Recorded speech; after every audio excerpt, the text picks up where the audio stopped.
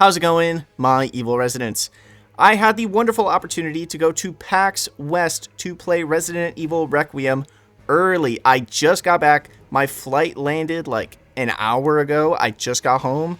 I'm tired, but I had to get this video out. I know y'all want to know what Resident Evil 9 is like, and that's what we're going to talk about. That's pretty simple. I also found a super epic secret that I haven't really seen anyone talk about as of when I'm making this video. So if you want to hear some more lore-based stuff that I might have found, I have another video up about that. If you want to hear about Onimusha and Pragmata, two other Capcom games releasing in 2026, I will also have a video up about that, link in the description.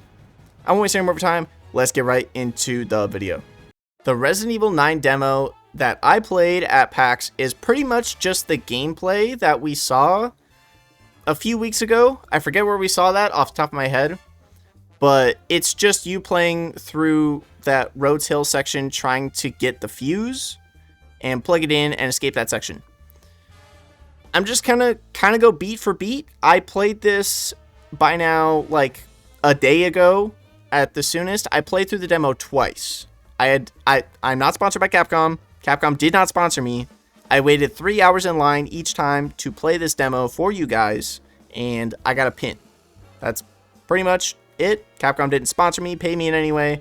I actively paid out of pocket over $500 for this trip. So I'm most definitely not sponsored. And with that, please do leave a like and subscribe. We're on the way to 10,000 subscribers. And check out my shirts below. I designed them. The artwork on them is by Demento Artworks. And there's stickers and mugs of the designs as well. And we have channel memberships ranging from $1 to $10, depending what tiers you want. If you become a $10 member, you do get discounts on the merch as well. And there is a video request here, but yeah, that's pretty much it. Anyway, what you're here for. What you're here for is my thoughts on Resident Evil 9 demo. First off, the actual gameplay, the tactile feel of the game, which was the thing that I was there for. To be completely honest with you, it was hard to get a feel for all the mechanics of the game with how simple the demo is. I couldn't really, there was no gun in the demo, nothing like that. The closest I got was you could throw bottles like the fucking Last of Us or Revelations 2, which was cool, but I'm just gonna kind of go beat for beat in order of the demo. The gameplay I'm showing on screen is from the gameplay that got revealed for everyone. This is not my gameplay. They didn't let me record gameplay, unfortunately. The thing that really stood out to me about this demo was how much snappier and tighter the third-person controls feel than Resident Evil 4. Resident Evil 4 Remake, that is. Anytime I say Resident Evil 4 in this video, I'm talking about the remake. I'm not going to compare the gameplay of this to the original Resident Evil 4 whatsoever. It's hard to articulate, but when you pick up the controller and play it, you'll understand. But Grace feels more chunky and sharper in her movement than Leon does in Resident Evil 4. He kind of feels a little loose. You can just kind of run wherever. You're always pretty much going at the same speed. You're just kind of cruising along. This game, you clop on the floor. Your movement fluctuates a little bit more.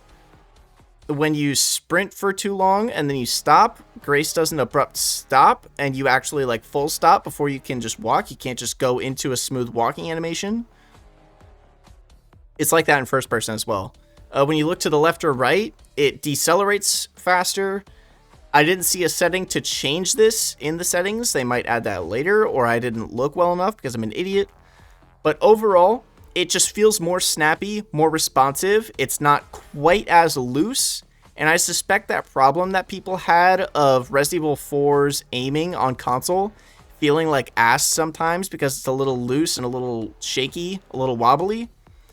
I don't think that's going to be a problem in this game at all. The controls were very tight and nice, and they just felt really sturdy, and it was really good. I really liked it.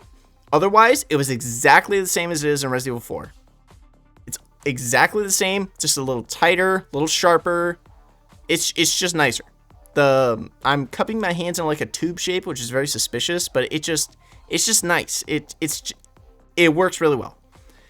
I can't talk about how the shooting is, but throwing the bottle was nice, and it has a long recovery animation after you throw the bottle. One thing I did notice, I'm skipping ahead in the demo. If you throw bottles at the hag, she does bleed and the blood gets on the wall and stuff. I threw a bottle at her when she was coming in through the doorway when she's about to get hit by the light. And it got blood on the doorway. And I thought that was really cool. And she did react. Like, she flinched when I hit her with it, which she wasn't quite in the light yet. I thought that was really cool. So that's kind of different from, like, Nemesis or Lady Dimitrescu. Those stalker enemies where they're just invincible. And if you shoot them with anything, they just don't really do anything. She does respond to when you throw stuff at her, at least. Can't talk about bullets yet, obviously, because there was no gun in the demo. The next thing I want to mention is the lighter.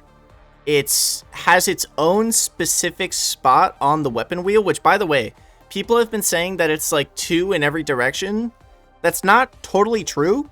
The top row doesn't have a second spot. The top row is always dedicated to a light source, which leads me to believe that if there's another character in the game, that they will also have a lighter, or there will be like a flashlight that you switch to later in the game that is more reliable or something like that, that has like, that gives off more light. I'm assuming that this is going to be just like a main thing that you have on you all the time. So when they were talking about how like the light plays a big factor, it definitely does. The lighter has its own inventory slot. The other 6 slots are for your weapons and stuff. So this game technically isn't as action oriented as Resident Evil 4 Remake, because if it was, they would give you more weapon slots, but no, you have 6, which is more than like Resident Evil 2 or 3 Remake, but it's less than something like Resident Evil 5, Resident Evil 6, Resident Evil Village, you know, all those. And you can hold the lighter while doing other stuff. There was no guns for me to test, but when I was throwing the bottle, I could still hold the lighter out and stuff like that. When I was aiming the bottle, I could still have the lighter out. Grace will automatically take out the lighter if you don't have it equipped. If you interact with something, like the hold X to interact stuff, of like moving something to open a drawer, she will automatically take her lighter out for those. Another thing I do want to mention, the hallways are narrow enough for the creature to completely body block you. There was a situation I was in the demo where I went to go hide in a corner thinking I could just like slip past her like I would like Nemesis or Jack or something like that. No, that's straight up. That's not happening. You will not get past. you won't. She is very wide and she takes up the whole hallway. If you try doing that, you're cooked. She will grab you. The death animation. I don't know if anyone has posted the death animation for the demo. It's fucking brutal. You know how in the original Resident Evil 4 you get your head cut off and it would just show the stump of your neck there? It's like that in this game. It doesn't do like the cutaway thing. No, straight up, the creature bites your head off like she does to the random corpse in the trailer. You just see Grace's neck stump there and it's like spurting blood and her neck starts like dripping blood. And then she just like falls limp over after the creature like holds you for a while. It's fucking terrifying and it's disgusting and it's awesome. So for people who are worried about them like dialing back on the gore for the main characters, they're not doing that. They're not doing that. We're good. We are good. Yeah, it's fucking awesome. They did a great job on that animation and everything. The sounds, oh my god, the sound team, such a fantastic job all around. Like the chains rattling around as the big creature walks, the stompy boot sounds, they sound really nice. The rain, this takes place while it's raining, which lends to a theory that I had earlier about the Rhodes Hill being a New York thing. That may not be true, but I just wanted to mention it. Go check out that video if you want. The rain sounded so good. It sounded like much better than even it did in Resident Evil 2 Remake when you're in the RPD with the rain. It felt like it was raining in the room I was in, and I was indoors in a convention center. That's how good it was. It sounded so nice. Another thing I want to mention about the creature with how its AI works in this trailer, its spawns are definitely scripted. Because if you go somewhere the game doesn't want you to go, at least for this demo, like if you go the wrong direction, it spawns the hag out of the ceiling to direct you towards where it wants you to go. However, once the hag is spawned, until it finds you, It will not go away. It does not go away. It's terrifying. So sometimes you have to wait a really long time because of that, because it's just like 3 hallways. So it's really cool. The AI is smart. It does actively search for you. I didn't see it following a predetermined path. I threw a bottle to like distract it. And instead of going right on top of where the bottle was, the hag walked to the T-junction area, looked at where the sound came from when the bottle impacted, didn't go there, but stayed in the area that I needed to pass through to go to, and I still couldn't get past. She just straight up body blocked me. It's like the creature knew, what if this is a ruse to get through this hallway? I'm going to stay in this hallway. Insane. It was so cool. This AI, just from this trailer here, is way, way better than any other stalker enemy we have had, and it's so refreshing. That's one thing about the remake games, is they all have a pretty... I know the AI for it is actually complicated, but the execution of it is very basic in-game for these stalker AIs.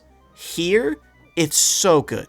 That interaction that I had with that bottle throw and her coming to check on it, not leaving the area that she would be leaving exposed to check the sound, and then going back, still leaving me locked out of where I needed to go, was fucking amazing. I have not had anything happen like that in any other Resident Evil game. It was just so good. It was so awesome. I really liked seeing that. That was something I was really nervous about in this game when they were doing another stalker enemy, is that it was going to be another not great stalker enemy. No. I'm not worried anymore. It's going to be awesome. The cart that you move in the demo to climb up to get the screwdriver, you can move this cart wherever you want.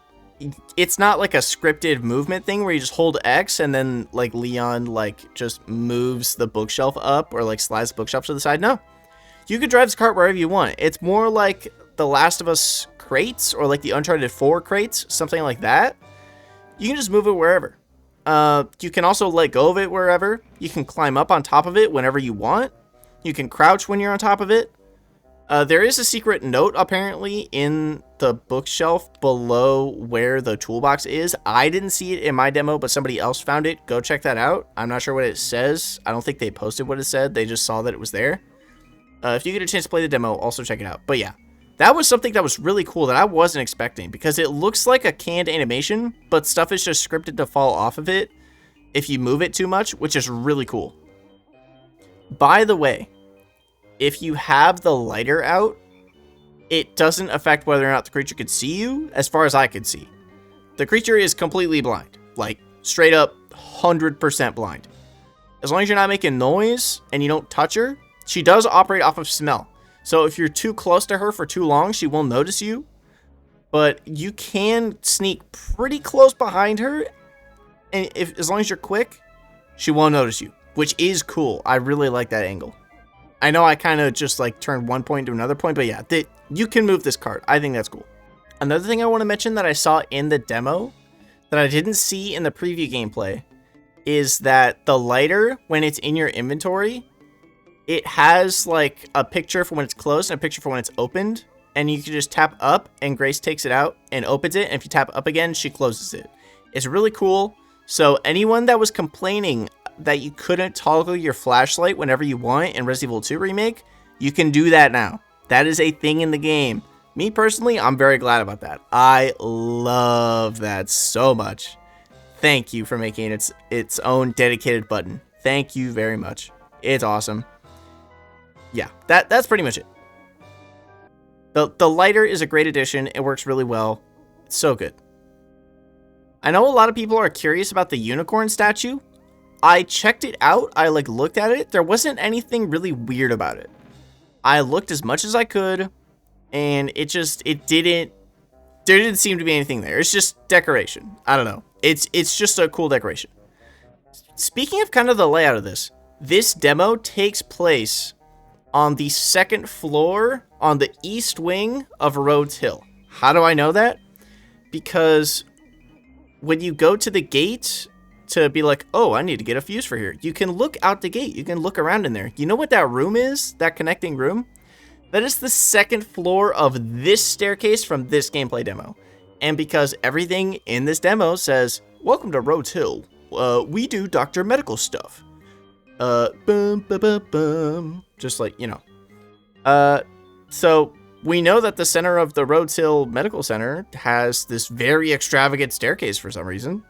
So what was it before? I don't know. It was definitely, most certainly, something else converted into Rhodes Hill. I still think the Wrenwood Hotel was converted into Rhodes Hill.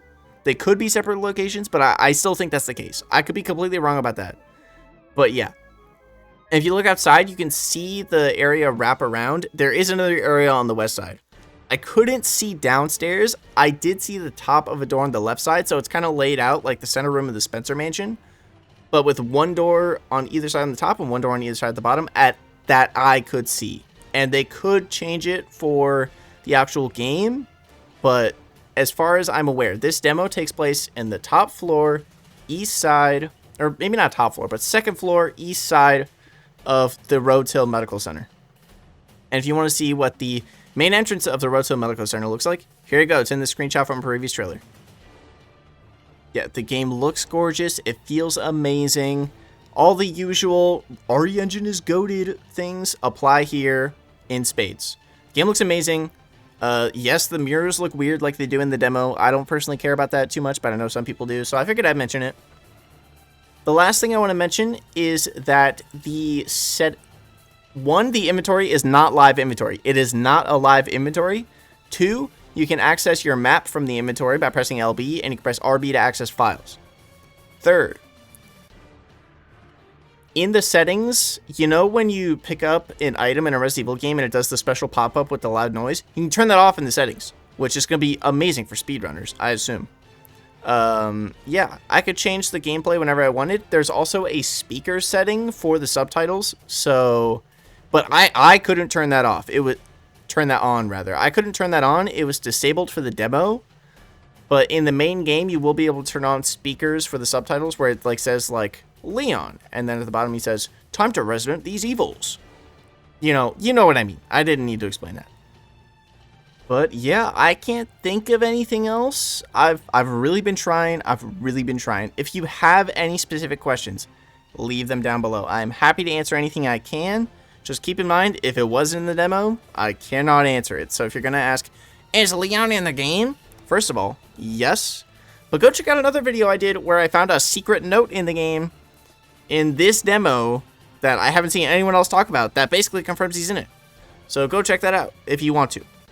It's in the description, along with my thoughts on Onimusha and Pragmata, 2 other Resident Evil games coming out in 2026. So yeah. Thank you very much for watching. If you enjoyed this video, drop a like. If you disliked it, feel free to dislike it, but let me know why in the comments. Just a quick reminder to check out the channel memberships and check out these 2 awesome shirts that I made because this trip was very expensive. That is all. If you want to hear more about what I experienced at PAX in regards to Capcom and Resident Evil stuff, if you want to hear more about my PAX coverage, I have 2 videos linked down below. One is my breakdown of Pragmata and Onimusha, the 2 other Capcom games coming out in 2026, as well as my hands-on thoughts of the RE9 demo. Shout out to all my members. All my harmless residents are scrolling on the left side of the screen right now. And a very special shout out to my nefarious residents, Blaze MBZ, The Epic Rager, One's One Up, and Daniel D. And a super mega extra special shout out to my malevolent residents of the channel. Thank you very much. DD Teepus TTV, Aircrom Cromer, A Dark Trooper, Rosemary, and Tim Just Me Really. That's going to do it for this video. Hope you enjoyed it, and yeah, stay evil, my residents.